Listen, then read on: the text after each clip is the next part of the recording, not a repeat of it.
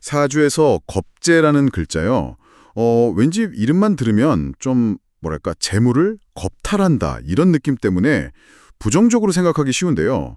오늘 청취자님이 보내주신 그 자료들을 바탕으로 이 겁재가 다른 글자들, 그러니까 육신하고 만나면 어떤 흥미로운 관계를 만드는지 좀 깊이 들여다보려고 합니다. 근데 핵심은 그거죠. 사주 장체의 힘균형, 특히 이제 나를 뜻하는 일간이 강하냐 약하냐, 또 재물이 많냐 적냐, 여기에 따라서 겁재 역할이 완전 극과 극으로 달라진다. 이 점인 거죠. 아, 네, 맞습니다. 그 점이 바로 겁재를 이해하는 아주 중요한 열쇠예요. 이게 단순히 뭐 내 것을 빼앗아가는 존재 그런 게 아니고요. 상황에 따라서는 가장 든든한 아군이 되기도 하고 또 경쟁자가 되기도 하고 그야말로 양면성을 지닌 글자죠. 오늘 이 복잡 미묘한 겁재의 상호작용을 하나씩 좀 풀어보겠습니다. 좋습니다. 그럼 첫 번째 조합부터 한번 볼까요? 나와 어깨를 나란히 하는 친구이자 경쟁자, 비견 있잖아요. 이 비견하고 겁재가 만나면 어떻게 될까요? 자료 보니까 이것도 상황 따라 완전 다르더라고요. 그렇습니다. 먼저 내 힘, 그러니까 일가는 강한데 나눠 가질 재물이 좀 부족한 경우 이런 상태를 저희가 신왕재락이라고 하는데요. 이럴 땐 비견하고 겁재가 서로 막 시기하고 질투하는 관계로 변질되기 쉬워요. 육신대전이라는 자료 보니까 이럴 때는 비견마저 겁재처럼 돌변해서 그 얼마없는 재물을 차지하려고 막 다툰다고 하더라고요. 아, 힘은 넘치는데 가질 게 없으니까 동료가 아니라 그냥 경쟁자가 되는 거죠. 그렇군요. 에너지는 넘치는데 돌아오는 파이가 작으니까 서로 싸우게 된다? 뭐 이런 거네요. 오, 흥미로운데요? 그럼 반대 상황은요? 내 힘은 약한데 재물이 막 산더미처럼 많을 때 신약재다. 이건 어떤가요? 네, 신약제다의 경우엔 정반대입니다. 이때는 겁재와 비견이 최고의 동업자가 될 수 있어요. 왜냐하면 재물을 노리는 어떤 외부 세력에 맞서려면 힘을 합쳐야만 그 큰 재산을 지키고 또 불릴 수 있거든요. 그렇죠. 혼자서는 힘드니까. 네, 그렇죠. 마치 뭐 군인들이 힘 합쳐서 국경 지키는 것처럼 서로에게 꼭 필요한 존재가 되는 거예요. 그렇군요. 이야, 상황에 따라서 적이 되기도 하고 완전 든든한 동지가 되기도 하고. 자, 그럼 다음은 정재. 이게 이제 나의 안정적인 재산이나 배우자를 의미하는 글자인데 겁재가 정재를 만나면 이거는 좀 아무래도 위험할 것 같은 느낌이 확 드는데요. 그 자료에 장사꾼이 변심해서 주인의 재물과 아내를 빼앗는다. 이런 표현도 있었어요. 네, 그게 바로 아까 말씀드린 신왕제약의 경우. 그러니까 내 힘은 강한데 재물이 부족할 때. 딱 그런 상황이 벌어질 수 있습니다. 겁재가 주인을 막 달콤하게 유혹해요. 그래서 투기나 좀 위험한 사업에 끌어들여서 결국 재산을 탕진하게 만들 수가 있죠. 그 재미있는 육신여행 저자분이 겁재운의 유독 지갑을 자주 잃어버렸다. 뭐 이런 언급을 하셨던 것처럼. 저도 그거 봤어요. 네, 그런 예상치 못한 금전적 손실이 발생하기 쉬운 환경이 좀 조성되는 겁니다.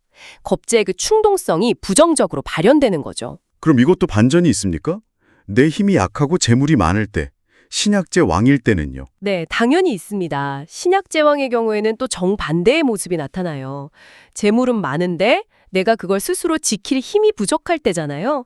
그때는 겁재가 오히려 외부의 위협으로부터 내 재산을 지켜주는 아주 든든한 보디가드 역할을 합니다. 오, 보디가드예요? 네, 또는 뭐 용맹한 포도대장 같다 이런 표현도 쓰고요. 겁재의 그 강한 힘하고 배짱이 나의 약점을 보완해주면서 오히려 큰 부를 이루거나 위기를 기회로 만드는 원동력이 될 수도 있는 거죠. 와, 진짜 알면 알수록 신기하네요. 상황 따라 역할이 이렇게 180도 바뀔 수가 있군요. 자, 마지막입니다. 규칙과 질서, 정관인데요. 이 정관 앞에 겁재가 서면 어떻게 될지 이게 참 궁금합니다. 이게 길들여질까요? 아니면 막 반항할까요? 이것도 정관의 힘에 달렸습니다. 정관의 힘이 제대로 서 있고 강하다면요. 아무리 기세등등한 겁재라도 그 틀 안에서 순응하게 됩니다. 천하의 무법자 같던 겁재도 양처럼 온순해져서 법을 지킨다. 뭐 이런 표현처럼요. 아하? 네. 오히려 겁재의 특유의 그 용기 있잖아요. 추진력. 이런 게 정관의 규율 속에서 긍정적으로 발휘돼서 사회적으로 크게 성공으로 이어질 수도 있어요. 리더십을 발휘하게 되는 거죠? 그렇군요. 그런데 만약에 정관이 약하다면 그때 문제가 좀 심각해지겠는데요. 맞습니다. 정관의 힘이 약하고 반대로 겁재의 기세가 너무 강하면 이제 상황이 역전되는 거죠. 재미있는 육신 여행에서는 이걸 늙고 병든 고양이가 힘센 쥐에게 오히려 공격당하는 격이다. 이렇게 비유를 했더라고요.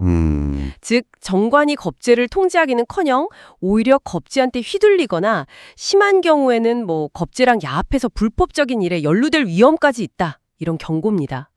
질서가 무너지고 겁재의 폭주를 막을 수가 없게 되는 거죠. 결국은 오늘 이야기 들어보니까 겁재라는 글자 하나만 딱 보고 뭐 좋다 나쁘다 이렇게 단정 지을 수는 절대 없다는 거네요. 내 사주의 전반적인 그 힘의 균형 그리고 다른 글자들과의 관계 속에서 그 의미가 계속 달라지는 거군요. 정확합니다. 네. 어떤 요소든 고정된 역할이라는 건 없어요. 주변 환경하고 어떻게 상호작용하느냐에 따라서 그 역할과 의미가 끊임없이 변화하는 거죠.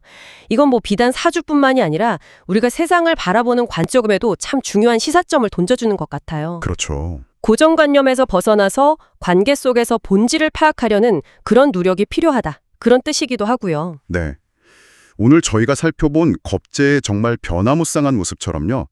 혹시 청취자님들 삶 속에서 만나는 사람이나 아니면 겪는 상황 중에서도 내가 너무 한쪽 면만 보고 판단했던 건 아닐까? 어쩌면 그 이면에 전혀 예상치 못했던 어떤 가능성이라든지 다른 얼굴이 숨어 있을지도 모르거든요. 이런 생각을 잠시 해보시는 건 어떨까 싶습니다.